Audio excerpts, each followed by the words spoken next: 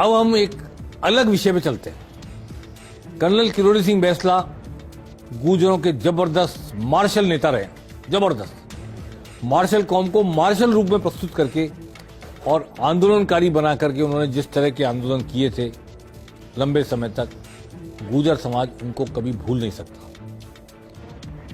उसके पॉजिटिव और नेगेटिव उस पर मैं नहीं जाना चाहता, पर अब वो दुनिया में नहीं है।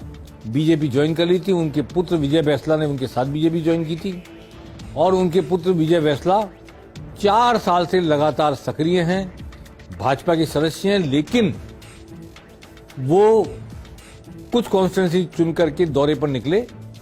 सबसे पहले उन्होंने ईस्टर्न राजस्थान का दौरा किया, जहां ईस्टर्न कैनाल प्रोजेक्ट प्रभावित करता है वोटों को। उस इलाके का दौरा करने के बाद आज वो पहुंच गए बांसवाड़ा। कल सुबह वो मां त्रिपुरा सुंदरी के दर्शन करने जाएंगे और मां त्रिपुरा सुंदरी के दर्शन करके वो वागड़ का और मेवाड़ का दौरा शुरू करेंगे, आशीर्वाद लेके मां का।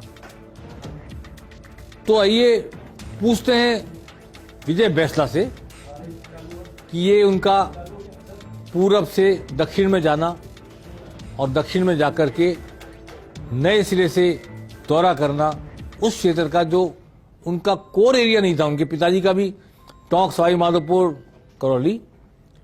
विजय बैंसला जी, आपका स्वागत है फर्स्ट इंडिया में। नमस्कार जी। नमस्कार। आप आज बांसवाड़ा हैं और कल मां त्रिपुरा सुंदरी के दर्शन करके वागड़ का और मेवाड़ का दौरा शुरू करने जा रहे हैं। जरूर, बिल्कुल बिल्कुल सर। आप सामान्यतः आपका और पिताजी का कार्यक्षेत्र सवाई माधोपुर, टोंक, करौली, दौसा के इलाका रहा है, भरतपुर।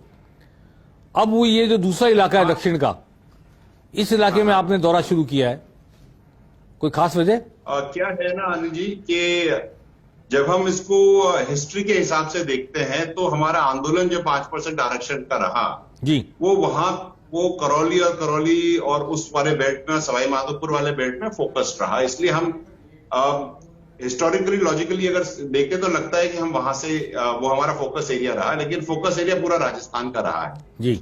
और अब 5% आरक्षण हम सबको मिल चुका है और लड़के पढ़ रहे हैं और नौकरियां लग रहे हैं, लेकिन हमारी जो राजनीतिक भागीदारी है जी, वो हमको अभी मिली नहीं है ढंग से जी। और जब हम 5% आरक्षण की बात करते हैं तो जो जातियां उसमें हैं, 5 जातियां जी, ये पूरे राजस्थान में 3/4 राजस्थान में है जी, जो आपके पाकिस्तान बॉर्डर से लेकर के धौलपुर बॉर्डर तक है। जी।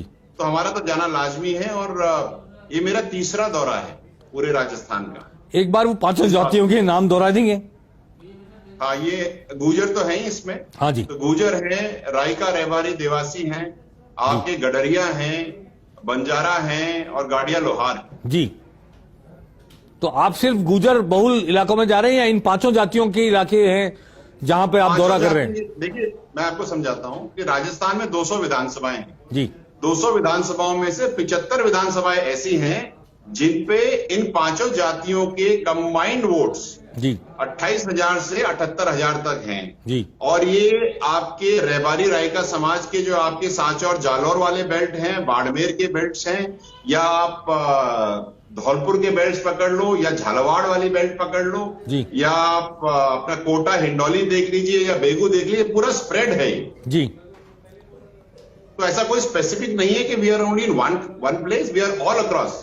इनफैक्ट 37% राजस्थान के विधायक एमबीसी समाज बनाता है वोट दे करके, तो 37% 75 विधानसभाएं बहुत होती हैं सर, लेकिन चुनकर तो इतने नहीं आते।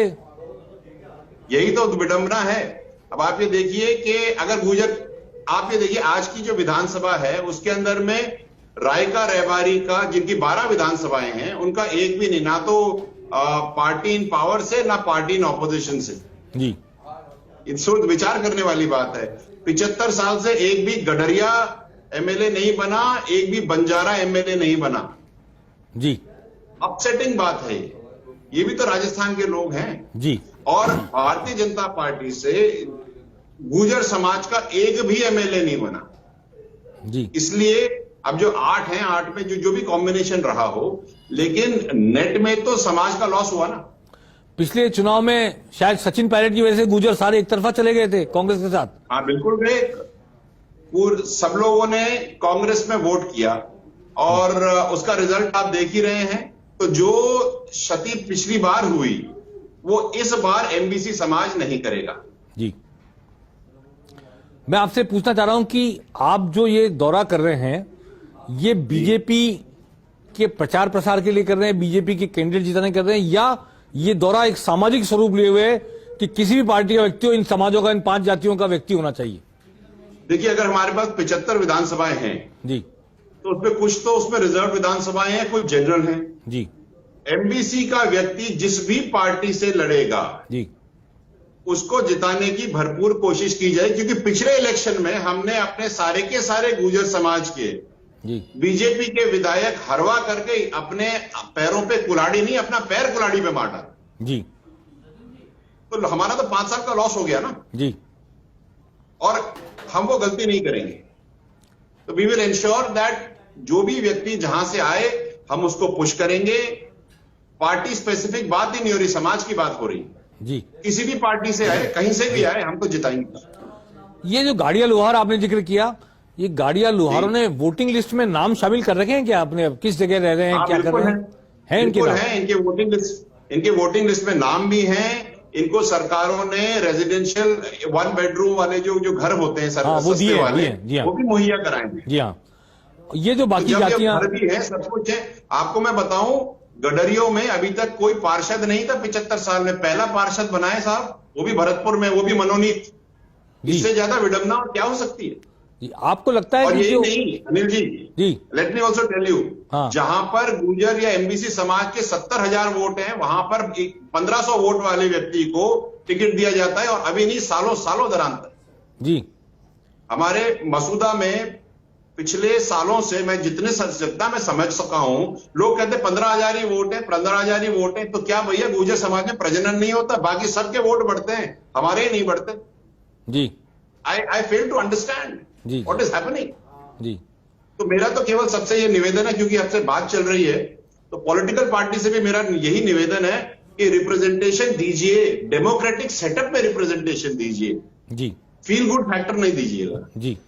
मैं ये जानना चाह रहा था कि जो समाजों का आप जिक्र कर रहे हैं, जिनको अपलिफ्ट करने की कोशिश कर रहे हैं, पॉलिटिकली एस्टेब्लिश करने की कोशिश कर रहे हैं, उन समाजों में क्या इस लायक लोग तैयार हो गए हैं कि विधायक की जिम्मेदारी संभाल सकें और जनता को रिप्रेजेंट कर सकें? आप मुझे ये बताओ, एक विधायक की जिम्मेदारी संभालने के लिए क्या चाहिए? कॉमन सेंस चाहिए ना जी। जो व्यक्ति अपने परिवार का पालन पोषण कर सकता है जी, वो विधायक भी बन सकता है। पहली चीज, हम क्या ये कह रहे हैं कि हम लोग उनको डिस्काउंट ही कर दें? और आप ये कैसे कह सकते हैं कि जिनको टिकट दिए जाते हैं वो समझदार हैं? जी भाई, we can not do this. Yes, हम जजमेंटल क्यों हो रहे हैं? जी, हम जजमेंटल हो ही नहीं सकते जी। Nobody has the authority to take a decision on the democratic setup of a country and of the people. You cannot take a decision one way or एक साइड से नहीं ले सकते सर आप। ये बात तो सही है आपकी, लेकिन मैं दूसरी बात भी कहना चाहता हूं कि जनता का विश्वास किस लीडर में है, किसने जनता की 5 साल सेवा की है, किसमें काबिलियत है, कौन कमिटेड है जनता के कॉज के प्रति, इससे वैल्यू किया जाना चाहिए, या किस जाति से आता है इसको वैल्यू किया जाना चाहिए? आप क्या कह रहे हैं कि जो भी व्यक्ति राजस्थान में चाहे एमबीसी जाति का हो, या जाट जाति का हो, या राजपूत जाति का हो, क्या वो कमिटेड नहीं है? वो भी कमिटेड है जी, please understand. But at the end of the day, अगर आप ये कह रहे हैं कि राजस्थान में आप कास्ट को बाहर निकाल करके बिना कास्ट के इलेक्शंस कर लो, तो I don't think it is feasible sir, हो ही नहीं सकता। जी जी, तो आप जब आपका स्ट्रक्चर कास्ट पे बेस्ड है जी, तो फिर कास्टेस्ट लीडर तो आएंगे ही ना। जी हाँ, जी हाँ। तो अभी जो आप दौरा कर रहे हैं, मेवाड़ में जाएंगे, खास तौर पे मैंने जो आपका प्रोग्राम देखा है उसमें आसींद भी है, जहां सवाई भोज का मंदिर है, गुर्जर समाज का, आराध्य देव का, और ऐसे बहुत सारे इलाके हैं जो इन 5 कास्ट, खास तौर पर गुर्जर बाहुल्य इलाके हैं।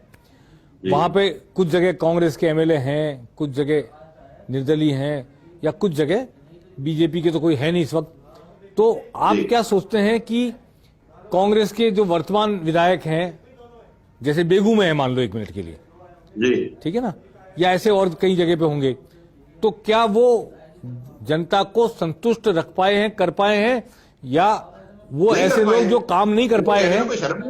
जी नहीं, I tell you, Yes. Tell you.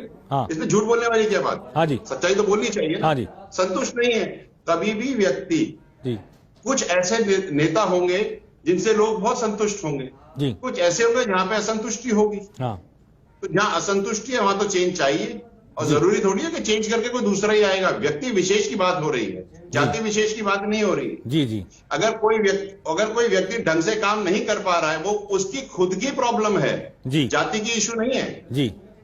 नहीं, मैं ये कह भी नहीं रहा कि गुजर है इसलिए वो संतुष्ट नहीं कर पा रहे। मैं इसलिए कह रहा हूं कि किसी किसी विधानसभा क्षेत्र में ये सुनने को भी मिलता है, जनता से राय शुमारी होती तो पता भी लगता है कि फला विधायक, चाहे वो आपकी एमबीसी का हो या जाट हो या दूसरी ओबीसी का हो, ऐसा लगता है कि कुछ विधायकों के पास वो विजन ही नहीं है।